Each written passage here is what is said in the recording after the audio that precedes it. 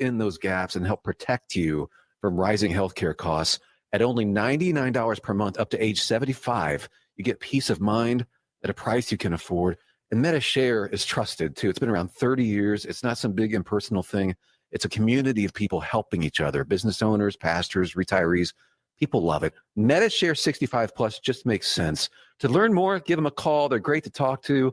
They'll offer to pray with you each time you call, too. Call now. 833-SHARE-55. That's 833-SHARE-55. 833-SHARE-55. Your home for Goodland High School athletics, the Denver Broncos, Tech Tiger basketball, and the Morning Blitz with Ross Volkmer and Connor Schuh. This is Goodland's Rocket 102.5, KKCI-FM, Goodland, an NWKS radio station. Looking for insurance that actually puts you first? At the insurance agency in downtown Goodland, we're independent, which means we work for you. Whether it's auto, home, crop, or business, we shop top carriers to get you the best coverage at the best price. No pushy sales, just honest advice from people who live right here in your community. Give us a call today at 785-899-5011 or stop by 1020 Main in Goodland and let's get you covered. The Insurance Agency. Insurance the way it should be. Convenience just got an upgrade.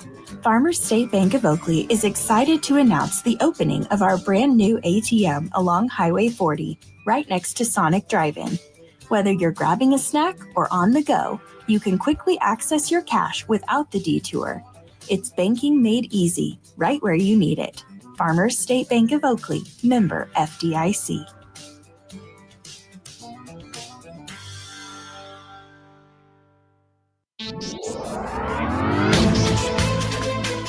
With NWKS Radio, I'm Connor Schuh.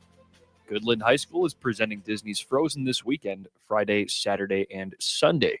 The Goodland High School Music Department presentation will be presented at 7 p.m. on Friday the 14th and on Saturday at 7 as well, and then at 2 o'clock on Sunday the 16th. Randy Burles will be directing the play that includes more than 50 students in the onstage cast, including Hope Bierman playing Anna, Caitlin Hill playing Elsa, Trent Sheldon playing Kristoff, Jackson Emig playing Hans, and Isaiah Douglas playing Olaf. In other news, Goodland PD released a statement saying on November 3rd, a missing 76-year-old female was reported found in Goodland at 4:48 p.m. the same day she was reported missing earlier that morning. Plenty of folks in town assisted in the search for her, and she was found safely north of town. For these and other stories, go to nwksradio.net.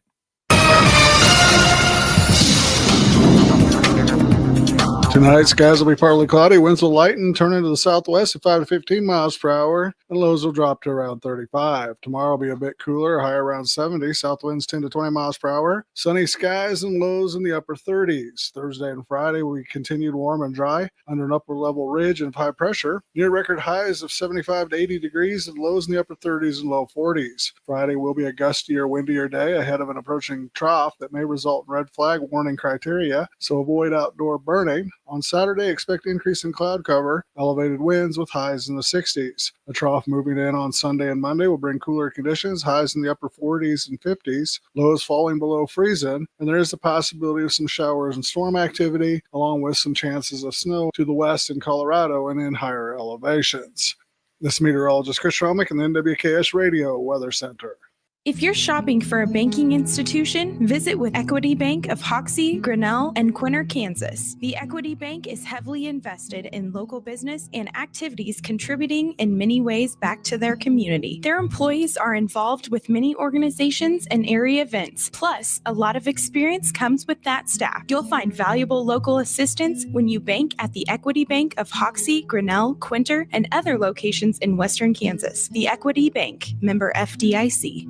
Are pests making your home or business uncomfortable? Call Pest Away in Goodland, Kansas, serving all of Northwest Kansas. They provide top-notch pest control services to keep your space safe and pest-free. From ants to rodents, termites to spiders, our expert team is here to help with effective, safe, and affordable pest control solutions. Don't wait. Call Pest Away today at 785-728-7166 for fast, reliable service. Your home or business deserves the best protection. When you gotta go, but there's nowhere to go, who you gonna call? Topside Portables and Pumping, that's who. Weddings, job sites, farm parties, they've got clean, reliable porta potties that don't stink. literally. And if your septic tank smells worse than last year's chili cook-off, they'll pump it out fast. No mess, no fuss. Family-owned, Heartland values, always ready. Call 785-728-8089. That's 728-8089. Topside portables and pumping. When duty calls, they answer. Fall is here, and so are big savings at Hurl Chevrolet GMC in Goodland, Kansas. Get a 2026 GMC Sierra 1500 Elevation up to $7,000 off with eligible GMC loyalty. Check out the 26 GMC Arcadia 1.9% APR for well-qualified buyers. On the Chevy side, the 2026 Equinox is 0% APR, and the 26 Colorado Trail Boss gets $500 customer cash or 3.9% APR for well-qualified buyers. Harvest the savings this fall at Hurl Chevrolet GMC in Goodland, Kansas. Online at hurlchev.com. This fall, Hoover Lumber Ace Hardware has everything you could need. Keep your lawn strong with Ultimate Winterizer, the best defense before the frost.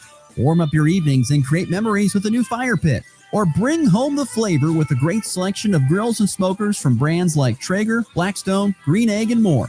And right now, the lumber prices are low, and so are the temperatures, making it the best season to tackle those outdoor projects. It's Hoover Lumber Ace Hardware with locations in Goodland and Colby. Open every day but Sunday. Looking for insurance that actually puts you first? At the insurance agency in downtown Goodland, we're independent, which means we work for you. Whether it's auto, home, crop, or business, we shop top carriers to get you the best coverage at the best price. No pushy sales, just honest advice from people who live right here in your community. Give us a call today at 785-899-5011 or stop by 1020 Main in Goodland and let's get you covered. The Insurance Agency. Insurance the way it should be. You ready? Ready? 1, 2, 3, 4!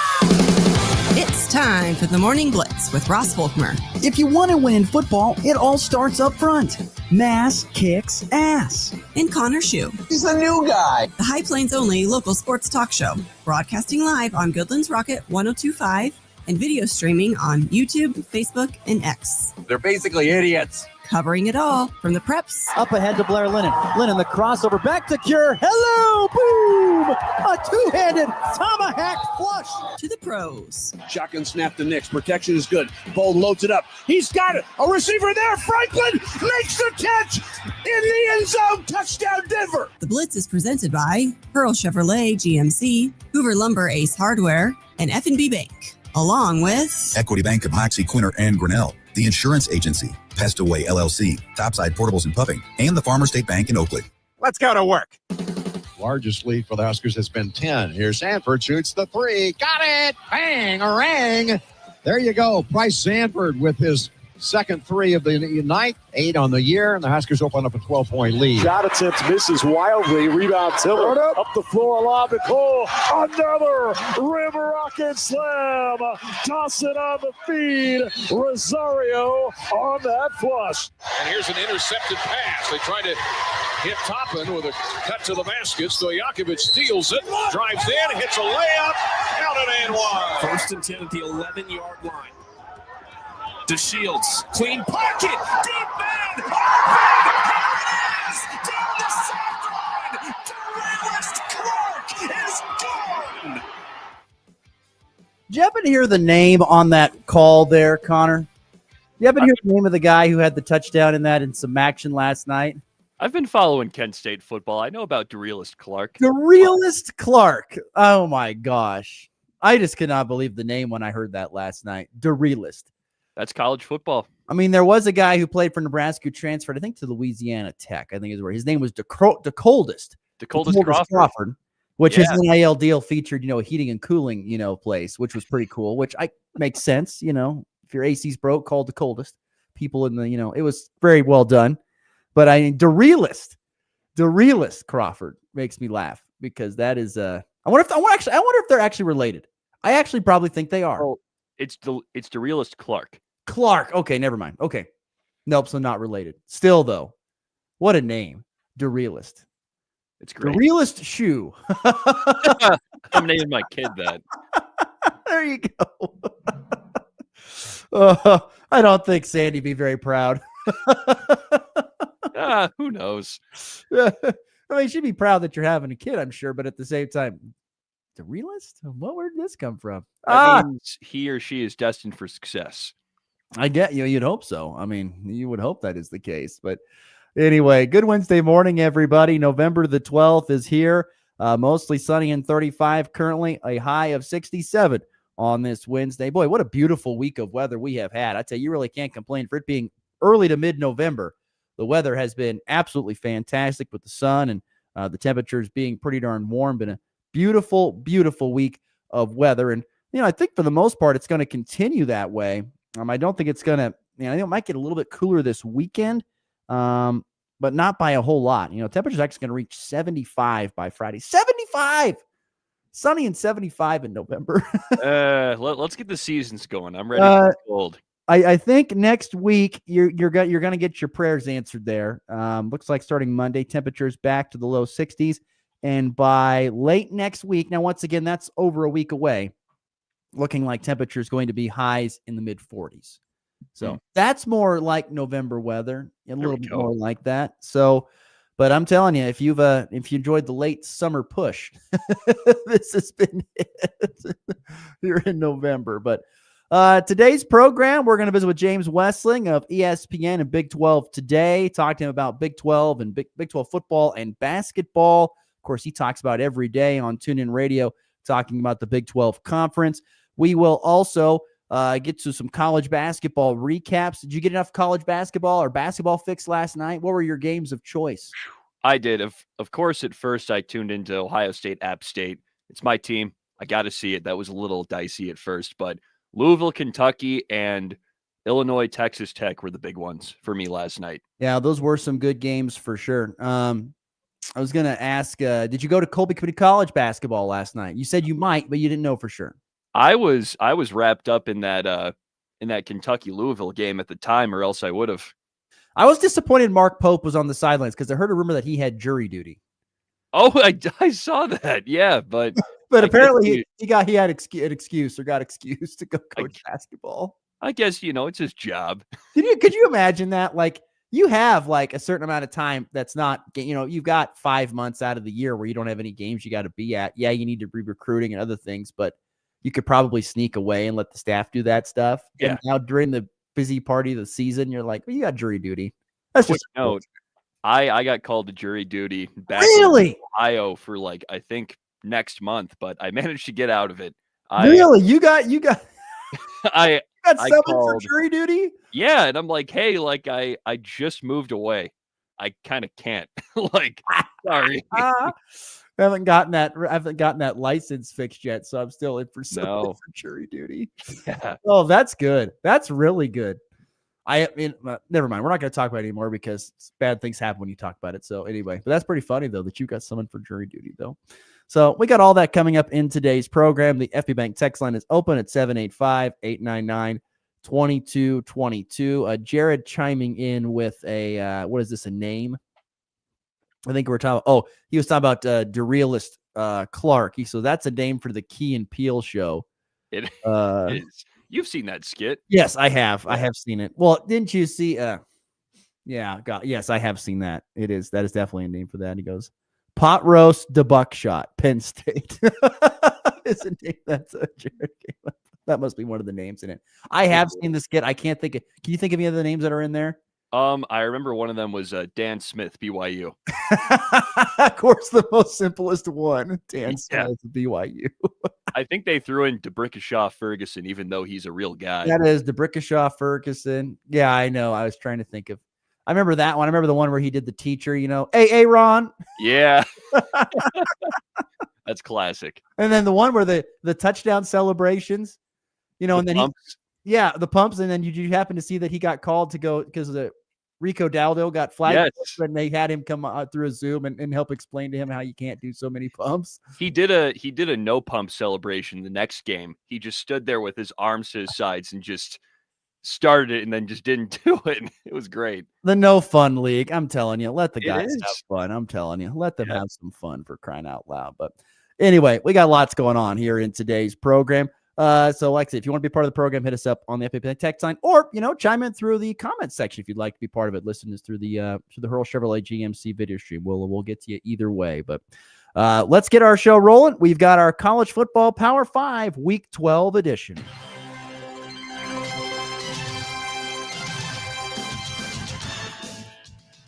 All right, college football Power 5, week number 12. Any overall thoughts on this week of games?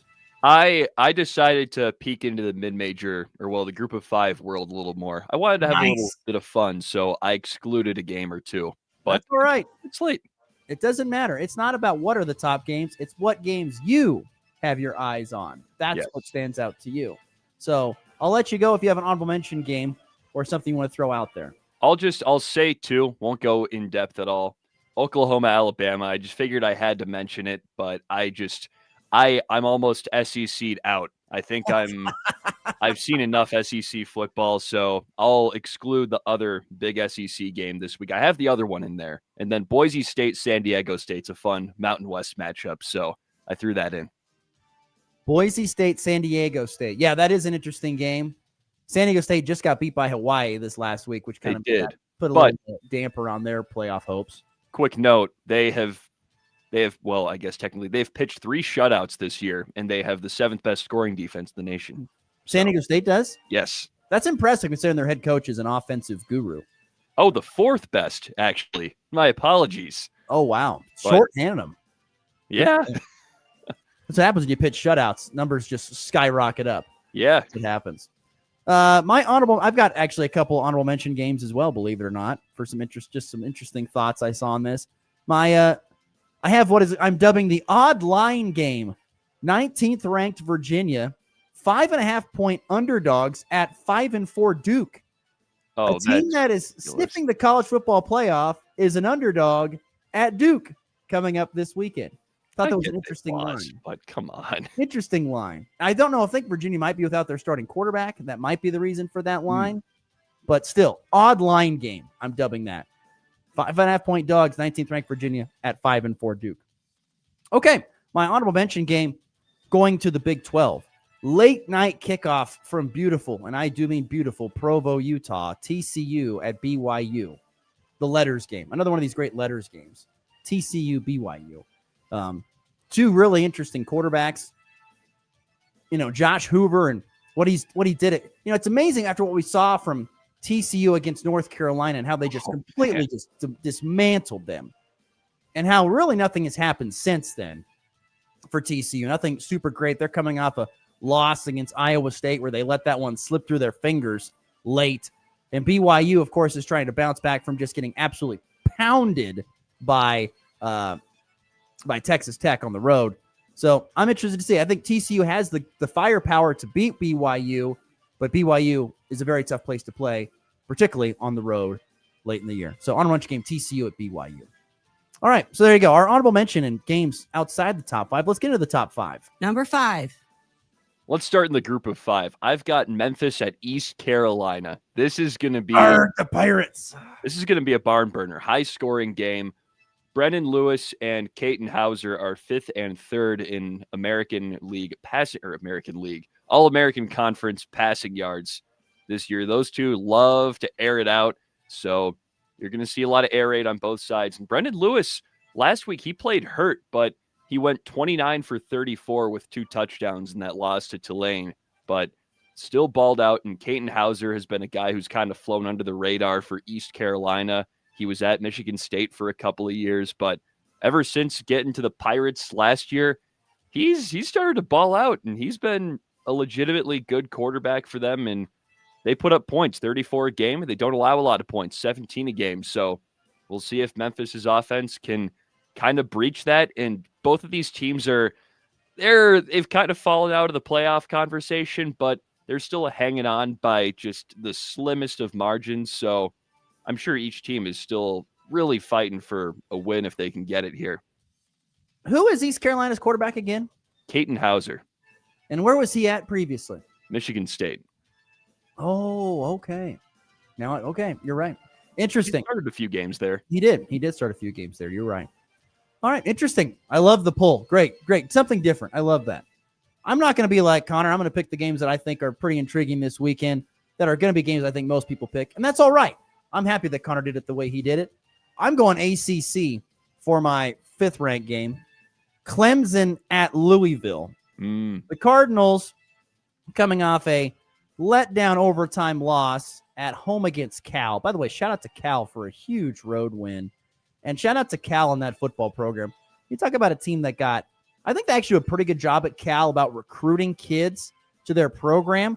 The problem is they can't hold on to them. It's almost like a minor league team is Cal, because if they have anybody good, they leave. Think about it. Fernando Mendoza, he's the quarterback at Indiana. He was at Cal last year. And Isaiah Hunter, a pretty good wide receiver at Nebraska. He was at Cal last year. He's no longer there. Jaden Ott, I think, is the other one. Running back was at Oklahoma. Right. He was at Cal last year. It's like a minor league team, Cal is, yet they still find guys to come in. The freshman quarterback, I'm not even going to try and say his name. It's like 3 names long. Yahweh Sagapolatele. There you go. That guy, he's been unbelievable, but enough about Cal. Point being, Louisville lost to them. How do they bounce back? They're still a top 20 ranked team against a Clemson team, which once again just feels like a diesel engine that just cannot get going in the cold. They have moments where they run really good and looks great, and they have other moments where they just completely fall flat on their face. Think about it. I mean, Cole Klubnik, that was a guy we were talking about for Heisman, Heisman stuff, and just has been absolutely nothing. Absolutely nothing is Cade Klubnik so far this year for the 4-5, mind you, Clemson Tigers. But Clemson, Louisville, my number 5 game in the College Football Power 5. So, yeah, and that's a Friday night game, by the way. Friday night kickoff at 6:30 Central, 5:30 Mountain Time. All right, on number 4. I have another deep cut. This is Toledo at Miami of Ohio, kicking off tonight. This game is happening tonight, and you're probably not watching much more football on a Wednesday night, so there is no excuse not to tune into this one, I would say. And it's a bit of a grudge match here. Daquan Finn, the quarterback for Miami of Ohio, he was Toledo's quarterback for 4 years. That's where he wins. Oh, my God. He transferred away to Baylor, and Tucker Gleason became the starting quarterback at Toledo. Finn didn't work out at Baylor. Now he's at Miami of Ohio, and he's having a nice season. They're playing well. Both these teams are 5-4, fighting for a MAC title bid. I think there's one team above them, if I'm not mistaken. I'm forgetting who at this point, but Tucker Gleason airs it out. He can throw the football, and he's the heir apparent, I guess, to Finn. And now they get to face off for the first time this year in what I would imagine should be a higher scoring, pretty close football game. I'm genuinely fired up for this one as an Ohio guy. 2 Ohio teams. Come on. How far are those 2 teams from you and where you grew up? Toledo's an hour west, and then Miami of Ohio is a good, I guess, 3.5 hours south. Good little trip to Hugoton to get to Miami of Ohio. Yes, I've been there before. Cool campus.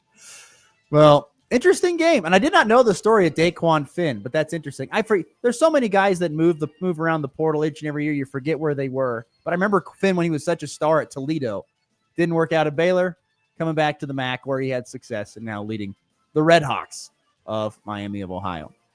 My number 4 game to the SEC, a game that Connor put in his honorable mention team, Alabama hosting Oregon. A top 12 matchup, the Crimson Tide 4, Oklahoma number 11. These 2 teams have been really great. I mean, think about Alabama. Remember when they lost the first game and everyone was like, we should fire their head coach, Kalen DeBoer. Feels like forever ago. It has been such a long time ago because he's rattled off 8 straight wins in the daunting SEC. And now they have another tough game, but it's at home. A home against an Oklahoma team that is probably coming off maybe their best win of the season, one of their better wins of the season. A win at Tennessee where nothing went right offensively, but defensively got a touchdown. I don't know. Oklahoma need to win this game to keep their playoff hopes alive. If they don't, it's probably done for Oklahoma when it comes to the CFP. And Bama, of course, vying for a first-round bye in the college football playoff. We'll see if they can get it done. Great game. Oklahoma, Alabama Crimson Tide from Alabama. That's a 2:30 Central, 1:30 Mountain Time kick on ABC. All right, moving into the top 3. Number 3. That's a good one, but you know what I like more than most things in college football? Iowa football. Iowa is playing USC this week, and I think this is almost to me, at least, a more fun version of the matchup last week. Iowa-Oregon. This year, USC's had a more prolific passing offense than Oregon and Dante Moore. Jaden Mayava has been getting it done for them, and they had a little bit of a scare last week against Northwestern, but they rallied and ended up putting them in the ground late. But Iowa still played an incredible game last week in the rain against Oregon, and their defense is still as good as ever. They probably need a little more out of Mark Gronowski, but that's just kind of how these Iowa teams go. The quarterback play isn't going to be awesome, but they typically have a solid running back, a good O-line, and a good defense, and that good running back is Kamari Moulton. He's having himself a nice little year. 522 yards on 5 yards a carry, and Gronowski's helping him out too. 12 touchdowns on the ground and 340 yards. And again, the big stat for them, they only allow 13.7 points per game, 5th in the nation, and they held Oregon to 18. So who's to say they can't at least hold USC down a little bit? It's going to be close, and it's going to be fun. Yeah, this game it's in my top 10 too. I'll talk about a little bit later on. My number 3 game, I'm going to the Northeast, where game day is going to be. The Pitt's Panthers at home against Notre Dame. Does anybody know anything about Pitt? Has anybody followed the Pitt season this year? They've got a young, great quarterback. I can't even know if Heinzel, I think is how you say his last name. I think so. Very, very, very talented young man. 12 touchdowns, 5 interceptions. You know, I remember Pitt does things a little differently in their NIL department. You have to earn your money. You come there, you're not going to get paid right away. You get paid after you perform. It's not you get paid and then you perform. They do things differently at Pitt, and I respect it. And you know what? Pat Narduzzi's done a good job at that program. He's been there a long time, and they've been a consistent program in his time being there. I don't know if they can knock off Notre Dame. I highly doubt they can. They're almost a 2-touchdown dog at home, which says something. But interesting game. Interesting game between Pitt and Notre Dame, a top 25 matchup. Notre Dame coming in 9th, Pittsburgh at number 22. Both teams, like Pitt has a chance with a win to put themselves into the college football playoff picture. Notre Dame with a loss puts themselves outside the college football playoff picture. So it's kind of, to an extent, a little bit of a playoff game there from what we used to be the great big ketchup bottle, now Acrisure Stadium. I hate it. I wish it was Heinz Field. I miss it. I miss Heinz Field. But Notre Dame Pitt, my number 3 game this week in the College Football Power 5. I'll be talking about that one in a little bit after my number 2 game. All right, let's get to it then. What do you have there at number 2? I think you can probably imagine what I have here since it's not at number 1, but I just would prefer to watch the Notre Dame Pitt game a little more than this, but this still has a ton of appeal. Number 10, Texas at number 5, Georgia. Arch Manning and Texas have kind of started to figure it out down the stretch, and I think they might be ranked a little high for my taste. I think they have 1 or 2 ranked wins this year. They beat Vandy in a close one, and they beat up on Oklahoma about a month ago from now. But Texas is coming off a bye.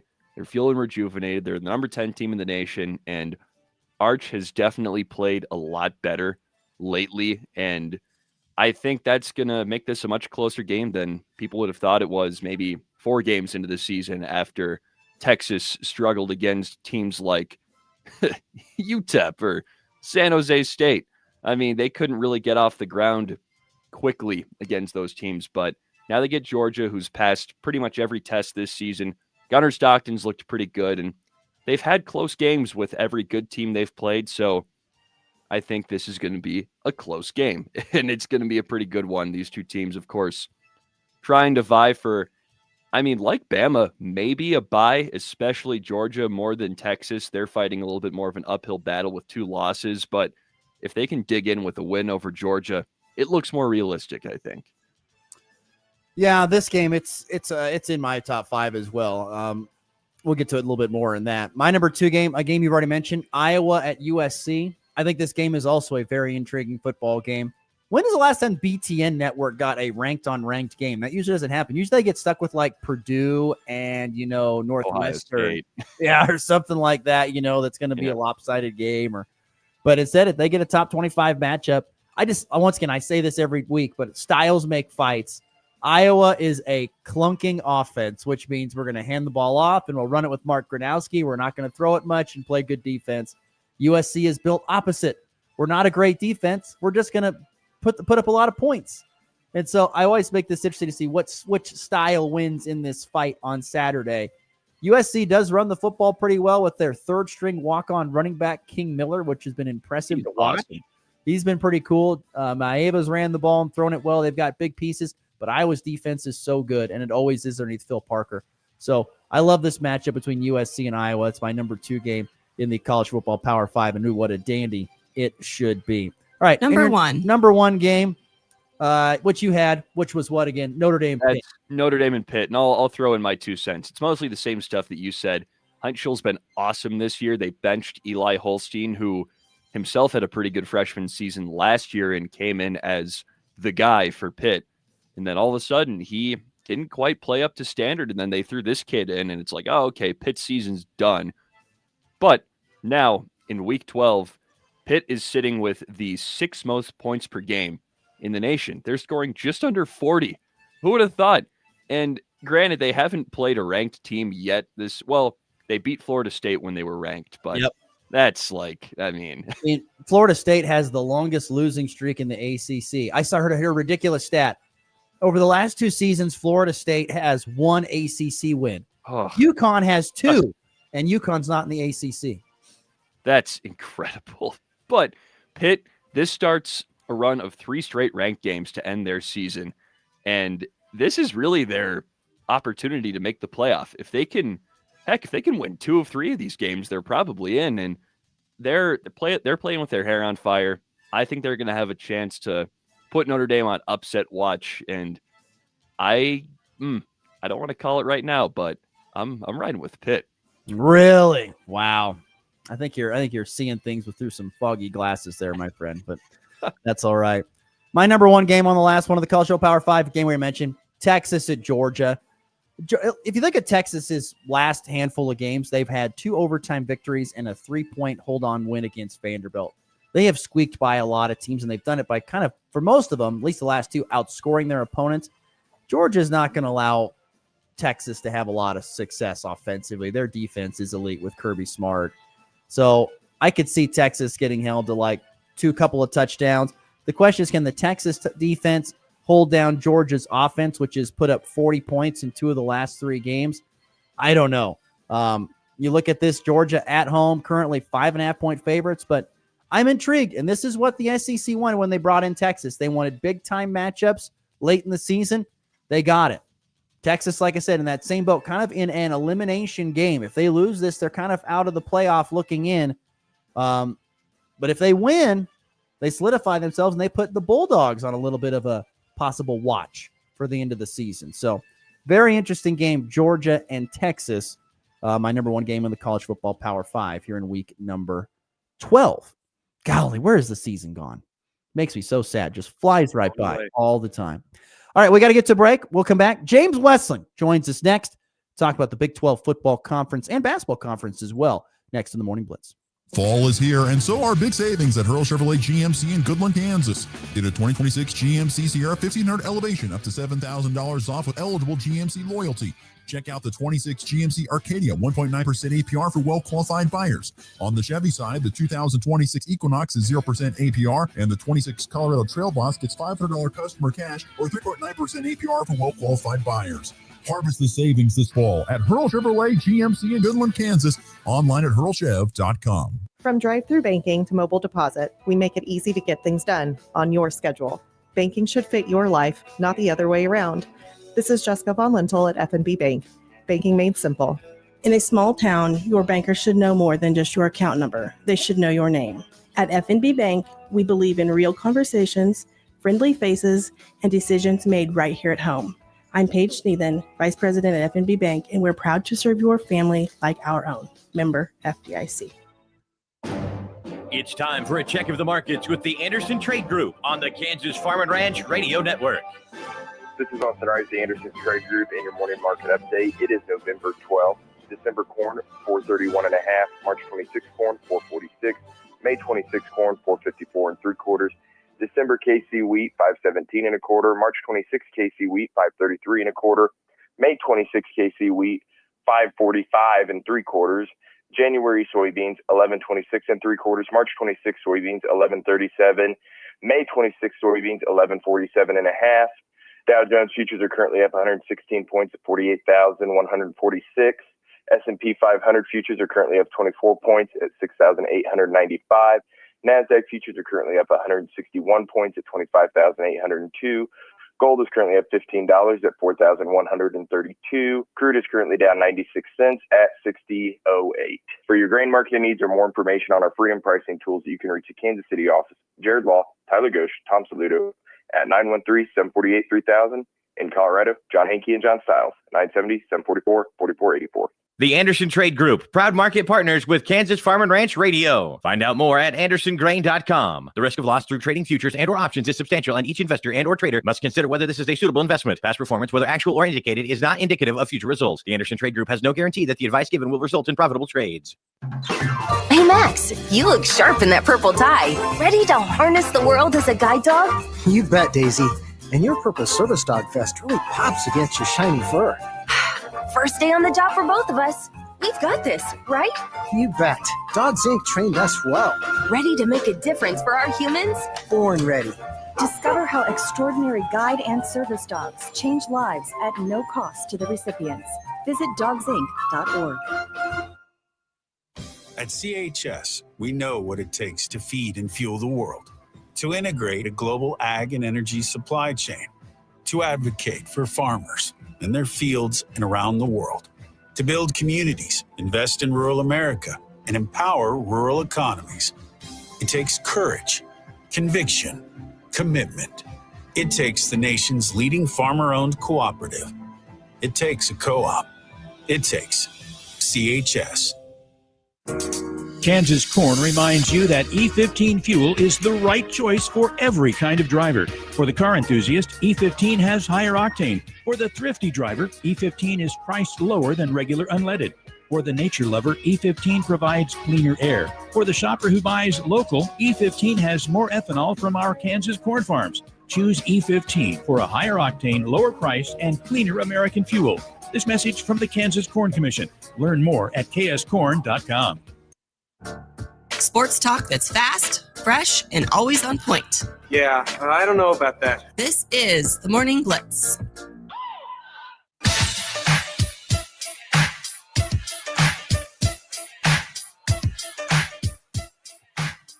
Continuing on a Wednesday show here on the Morning Blitz.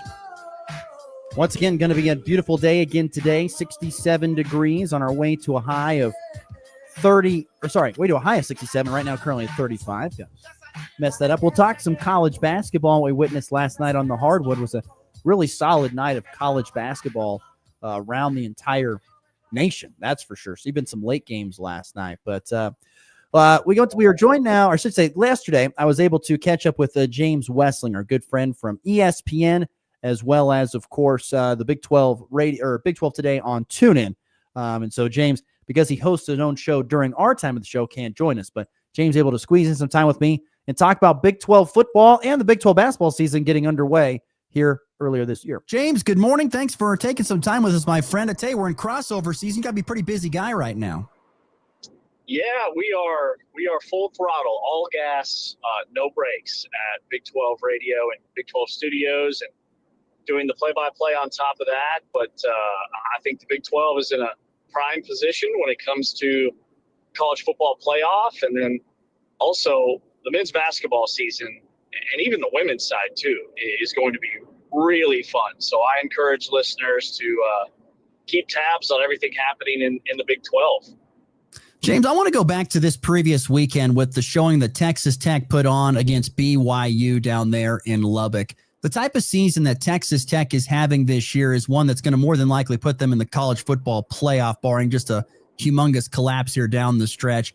I know it's not probably a humongous surprise to see the Red Raiders where they are with the money they spent this offseason and have invested into the program, but I know I find this to be a very interesting case study, this Texas Tech Red Raider team this year in what is the new era of college sports. And they're definitely that. They are definitely a case study because nobody has ever done it this way. And I think it's important to note that, yes, they did pay market value or even above market value for specific players. But collectively, their roster is not even a top 10 roster in terms of the amount of money for the roster that they've built. They don't have a top 10 financial roster. So Joey McGuire has far exceeded expectations, and gone above and beyond in terms of getting this team to buy in to what he is selling. And that is, you could be a national championship contender. They built their roster based off of feedback from their general manager and NFL scouts. They wanted to build an NFL roster, and all 11 starters on defense will have a chance to play in the NFL. And probably 7 or 8 will be top 5 draft picks. That's how dominant they are on that side of the ball. And, it's so much more than what they've done financially. They have all the pieces that have just fit together beautifully on defense. And on offense, there are some concerns. Baron Morton's health is a major talking point. The offensive line has showed some vulnerability at times. And then do they have elite playmaking wide receivers? I would say no. But defensively, this is the best defense that we've seen at Texas Tech ever. Jacob Rodriguez is a legitimate Heisman contender. He's doing things that no player in college football has done in the last 2 decades. And they're for real. So they're very much in the driver's seat. Their only loss was a game that they played their backup redshirt freshman quarterback, and he wasn't quite ready for that moment. So all the analytics, all the metrics love them as a top 4 team, which means they would have a bye in the opening round of the college football playoff. And I believe that will be the case if they do win out and win the Big 12 championship game. Taking a step back and looking at a broader picture of the Big 12, James, when you look back at what this season has been to this point and how you and the guys thought it may have looked when the season began, what are some things that stand out, whether it's good or bad? Oh, man, I would say that, we always start with the bad first. This was supposed to be the year of the quarterback in the Big 12, and it has not been that. The best quarterbacks in this conference are playing for teams that are going to be fighting to make a high-level bowl game, and that's Josh Hoover at TCU. He's a top 5 quarterback on paper. He leads the country in passing yards per game. And then Sawyer Robertson at Baylor. Dave Veranda, his coach, Veranda's very much on the hot seat. I mean, they expect to be competing for Big 12 championships each and every year, and they've had 3 straight very disappointing seasons. So he's probably not going to be retained. And then you look at the teams that are winning. BYU's winning with the true freshman in Bear Bachmeier. Baron Morton has been in and out of the lineup all year and hasn't been, frankly, as good as he was last year because of everything he's dealing with health-wise at Texas Tech. And then Brendan Sorsby's been really good at Cincinnati from an efficiency metric, but he doesn't throw the ball 30, 40 times a game like we're used to in the Big 12. So I would say that's probably been a little bit disappointing, but I don't think it takes away from how good some of these teams are in the upper echelon of the Big 12. I think the best thing for the conference has been the fact that it's very top-heavy this year. There's a clear dividing line between those teams in the top 3 of the college football rankings in Texas Tech, BYU, and Utah, and the rest of the league. And that was magnified by what Utah did to Cincinnati, and then what BYU's done to everybody not named Texas Tech on their schedule. And Texas Tech leads the nation in scoring margin. Indiana's a close second. So the Big 12 there's been separation within this conference, which is what the Big 12 had when Oklahoma and Texas were members, and it's what the league really needed this year after last year's kind of dark horse Cinderella run that we saw at the end of the year from Arizona State. Now, you bring up a great point there, because, if there wasn't this separation, if we had kind of what we kind of thought maybe at the beginning of the year and last year where everyone was beating up on each other, it would really hurt the chances of them getting possible multiple teams in the college football playoff. Do you think they get more than 1 or 2 in the college football playoff? Or you think that's about max? I think they definitely get more than 1. I think the Big 12 will get 2, barring a complete collapse from multiple teams. And I say that because BYU is the one team that, they have flirted with some losses. In 4 of their last 5 wins, they've had to come from behind in the second half. So they've trailed in 4 of their last 5 wins in the second half of games. So they're the ones that make me a little nervous. But I look at Utah, just their total domination of everybody outside of Texas Tech and BYU, and I think they win out. So then it comes down to BYU and Cincinnati playing next weekend, and the winner of that one's going to be in the driver's seat for making the Big 12 championship game. Texas Tech, I can tell you, those guys aren't losing again.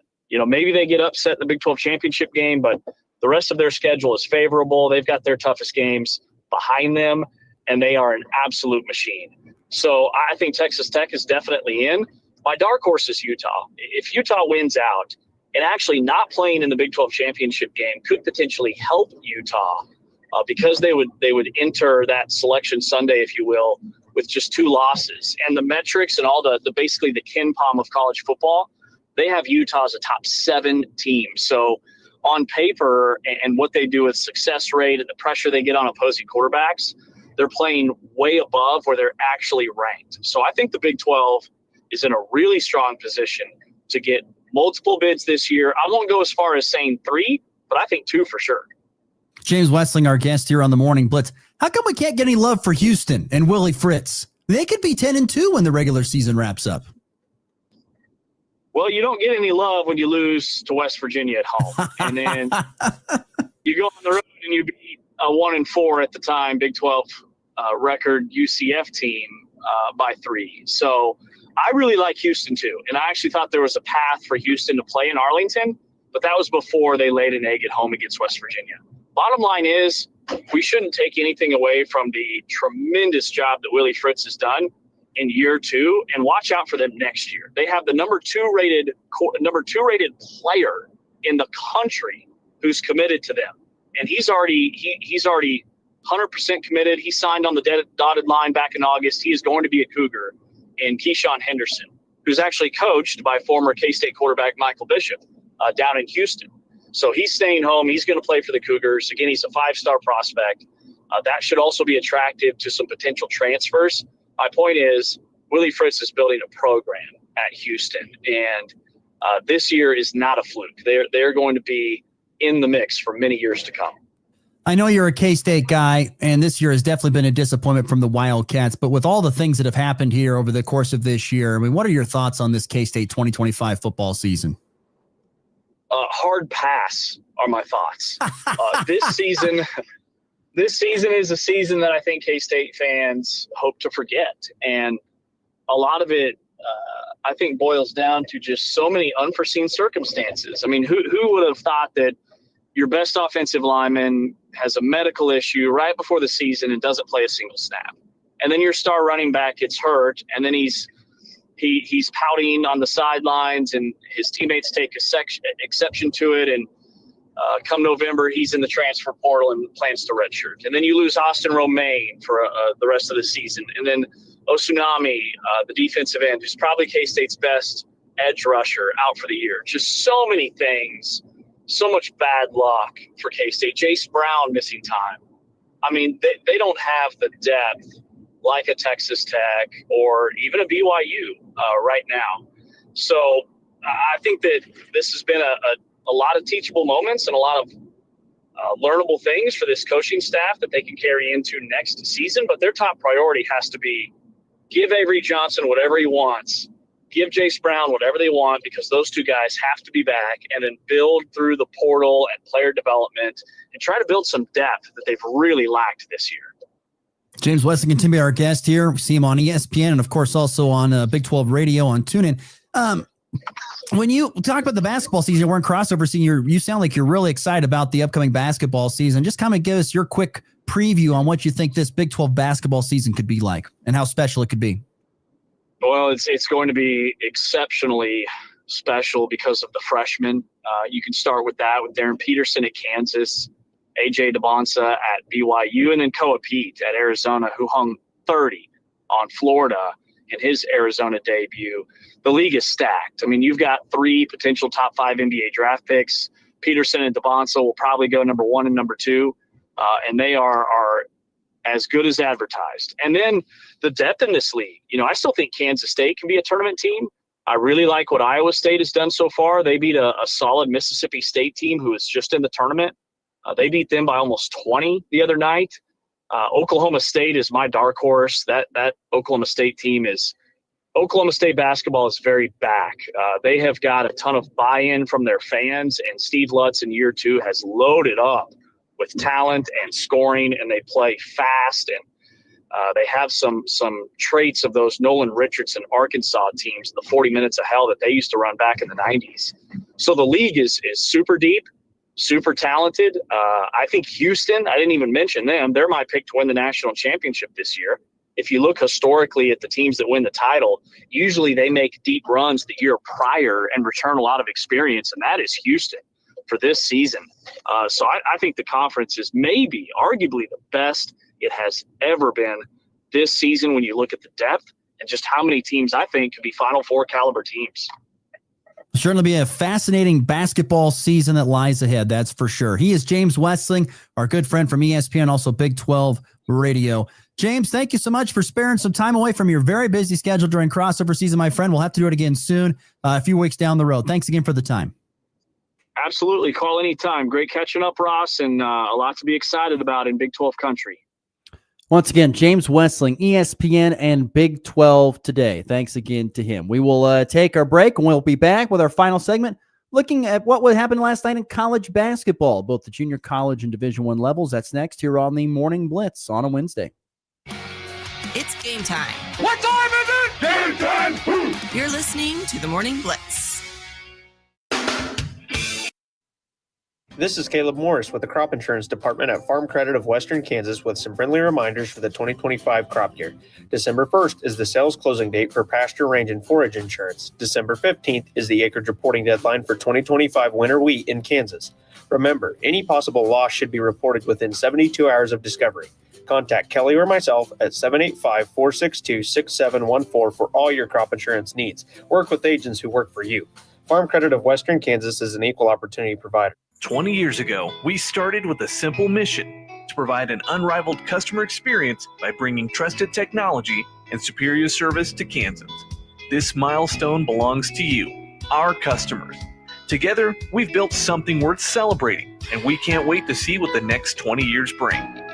Now, get the latest smartphones on us. Next Tech Wireless, celebrating 20 years of connecting Kansans. Drips, clanks, chills, or swelters? Call the team that's been fixing it all since before your grandpa had a thermostat. McClure's Plumbing and Heating in downtown Goodland has been keeping things flowing and blowing for 95 years and counting. From pesky leaks to full-blown HVAC heroics, they're your hometown pros with nearly a century of know-how. Call McClure's Plumbing and Heating at 890-2208. That's 890-2208. And make your home comfy again, the old school way. Done right. Hello, this is Nathan Lennon with Land of Legacy Real Estate. Our team is excited to announce the launch of our new app, which can be downloaded on the Google Play or App Store directly from your mobile device. With the dynamics in the real estate market, it is important to have a dedicated team who has the experience, ambition, and passion to help you achieve your goals. Whether you are considering selling your property or have questions, we invite you to give us a call or visit with a member of our team in person at 2402 Commerce Road, right here in Goodland, Kansas. Land of Legacy Real Estate, where people are our passion. Breaking down the plays, the players, and the passion. Who's got it better than us? Nobody! This is the Morning Blitz.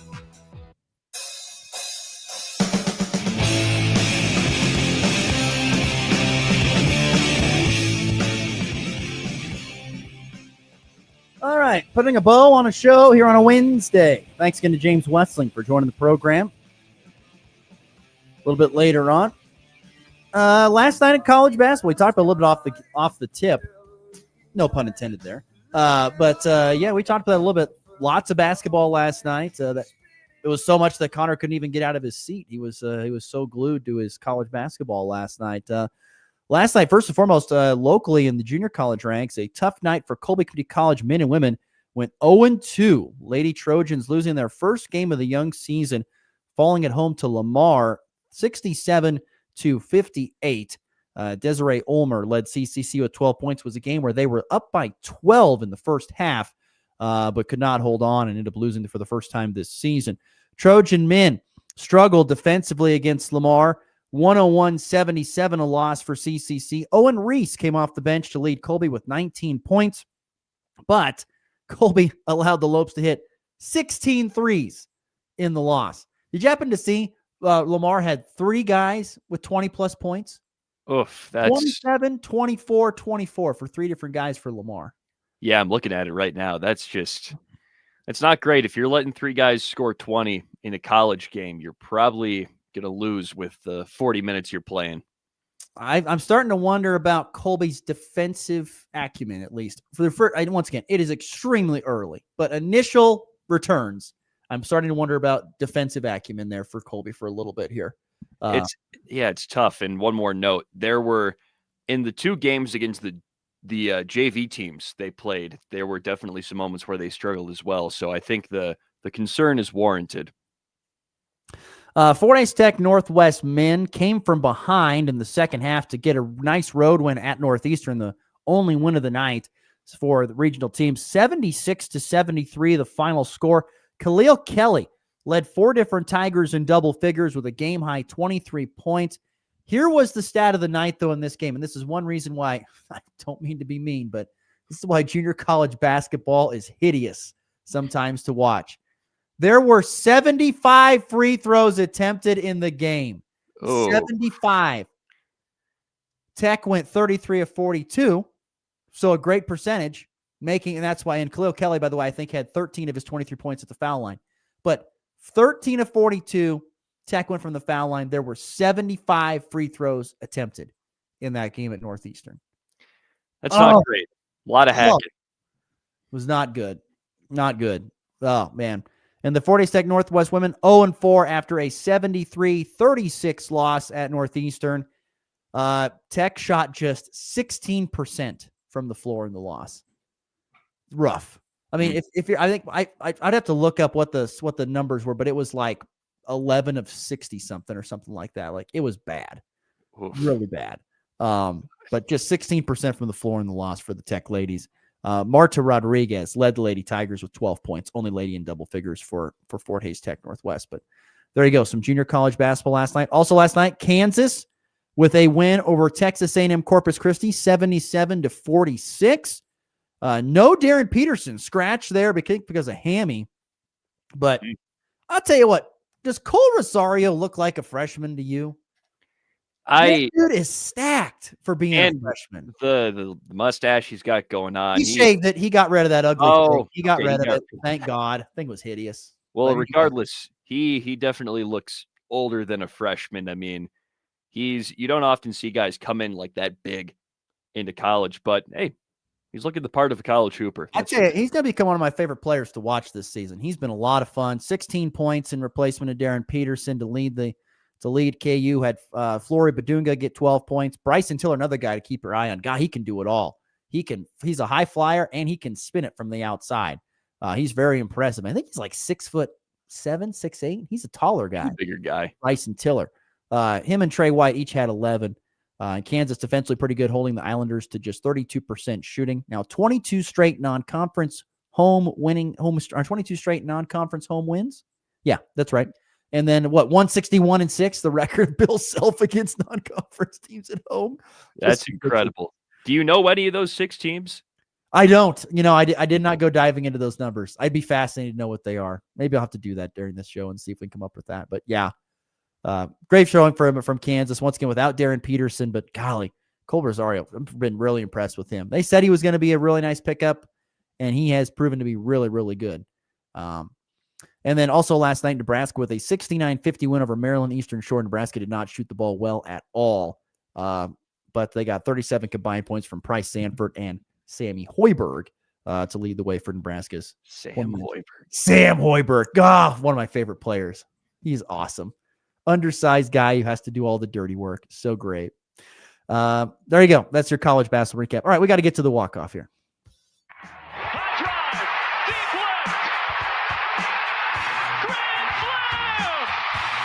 And back lifts his ball deep to right. How about a walk-off Brady?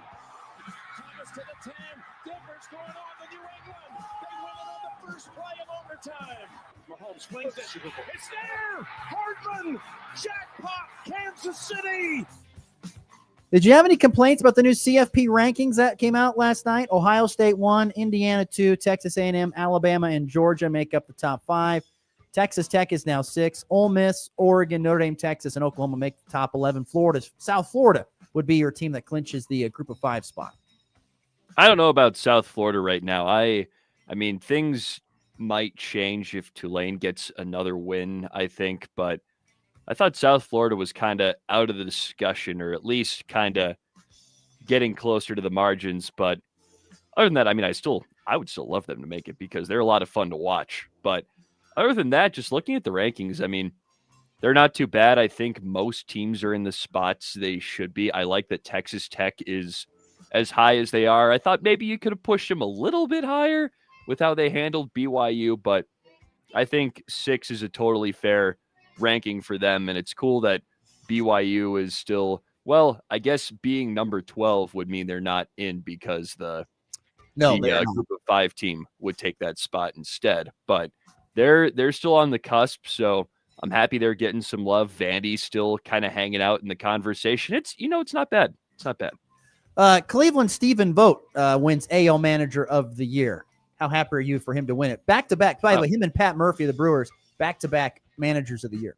Can't believe I forgot to even discuss that or throw that in the show notes. I mean, that's incredible. He's, by all accounts, I mean, obviously, I think manager performance is one of the hardest things to quantify in sports, but from what I know, he has done an incredible job. There have been some questions about him and some lineup decisions, specifically with platoons, but other than that, that dude has gotten the most out of some teams that you would think might win 70 games. That'll do it for us today. For Connor, I'm Ross. See you back here on a Thursday. Join us then. It's been the Blitz.